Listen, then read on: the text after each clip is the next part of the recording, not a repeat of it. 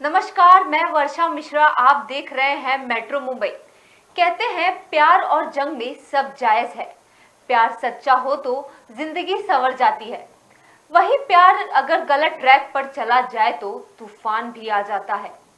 प्यार में जब नफरत की एंट्री होती है तो फिर ना जाने कैसे दिल दहला देने वाली घटनाएं देखने पड़ती है।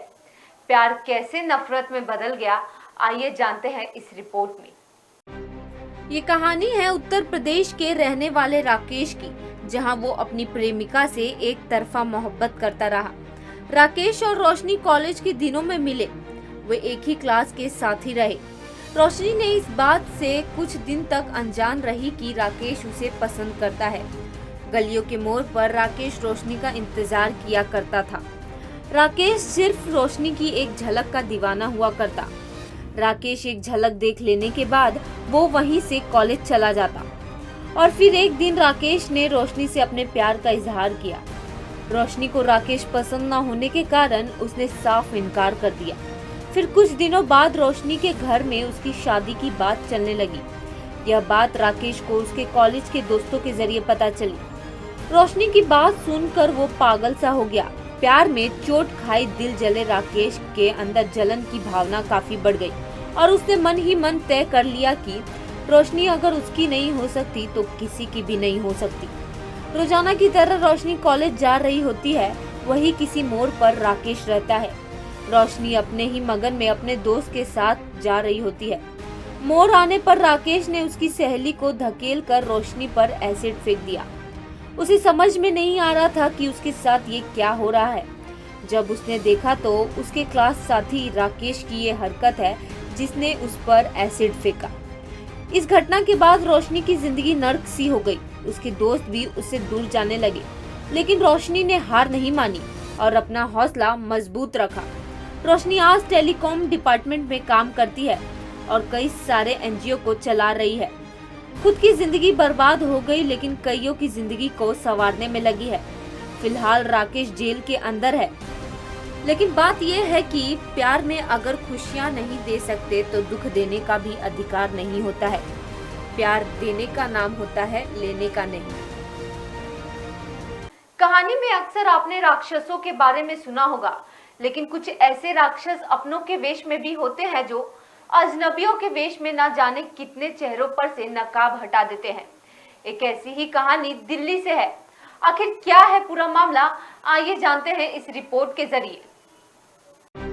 ये कहानी है दिल्ली में रहने वाली रेशमा और उसकी बहन की, जिधर दोनों को पढ़ने लिखने का बहुत शौक हुआ करता था। दोनों की जिंदगी आजाद पंछी की तरह हुआ करती थी।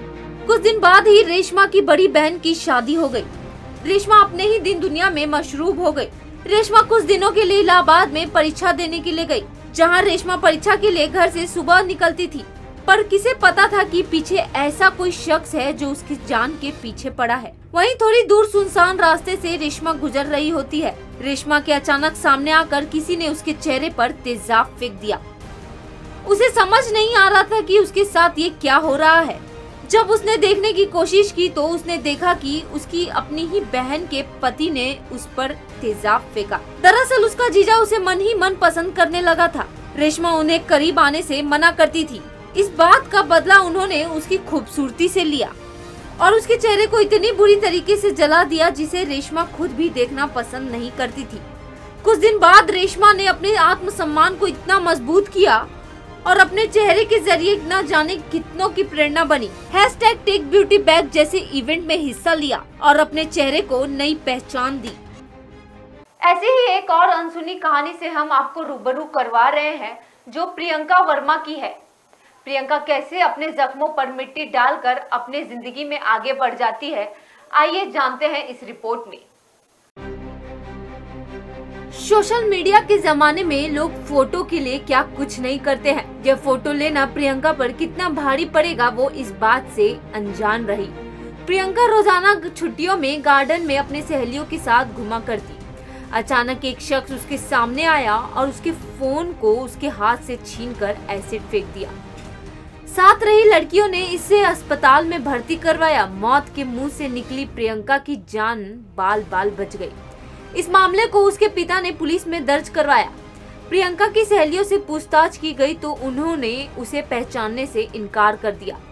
पास ही बिल्डिंग में सीसीटीवी फुटेज देखी गई तो पता चला कि गार्डन के वॉचमैन ने उस पर ये एसिड फेंका था।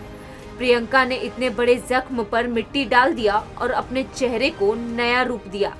आज समाज सेविका बनकर न जाने कितनों की सेवा करती है।